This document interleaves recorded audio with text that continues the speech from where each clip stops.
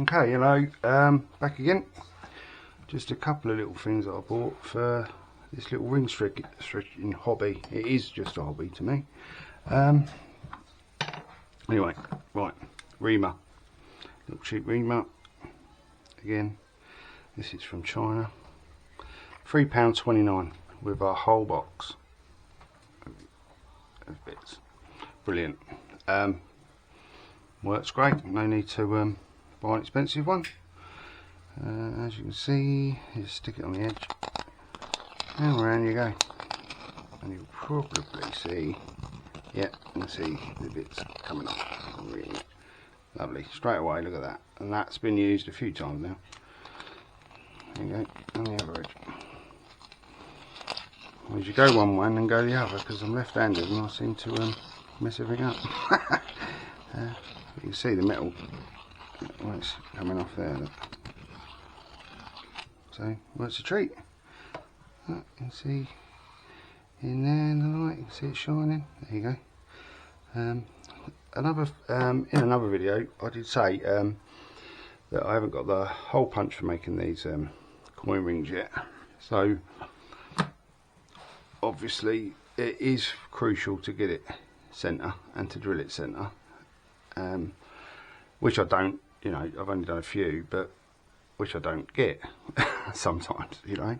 But there's an easy way of just squaring the ring up. Obviously you got your coin edge there, so you just put it, if you just put it down, this is a little scribe. Again, this is from China. Just you can just see the tip on that. You see that? High, well, very hard. I've even marked my little anvil with this. It's very sharp. So what I do, I need to square it up because I've got tools everywhere. I know not everybody has. I'm not saying that at all. What I am saying is that the tools I've got aren't expensive tools, because I just can't get expensive tools. Just got all you do is get your paper up to, find your lowest edge. If you think it's off, find your lowest edge, pull your paper up so that tip there is right to the height, to the lowest point on the coin, and then all you do is hold it still and run it round and just spin the coin against the scribe. There you go, until it comes back to the point, and hopefully you'll see that that has marked it. So that's marked it. I only drill little holes in these coins, and then what I do, I put it on a belt sander and just rub that edge off until I'm reaching that point all the way around. Seems to work for me. It's done it, you know. I've done a couple that I've done a couple that have been slightly out of square. Obviously you want to take as least off as you can, so that's why I said to start at the top. And if you drill a small hole and then stretch it out, then obviously you're going to have a lot more material, so it gives you something to remove. That's how I've been tackling it at the minute.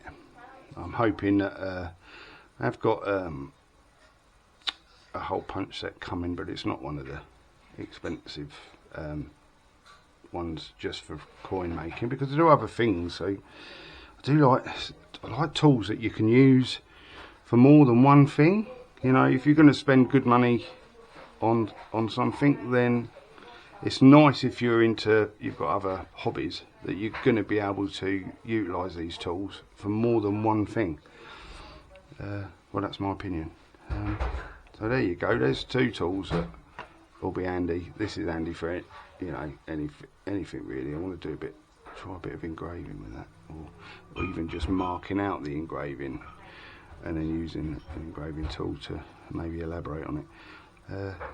So it's quite a good little bit of kit, that. And the ring is brilliant, and especially for that price, if you get in, I didn't even count, 2, 4, 2, 4, 6, 8, 9, it's 10. 10 blades in it. You can keep them in the top as well. This comes off.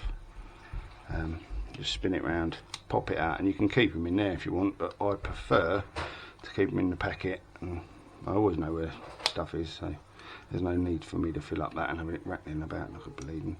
Yeah, and you just push the button there, and that just comes out. That easy peasy. Very good. It does work well. Alright, well, that's another one.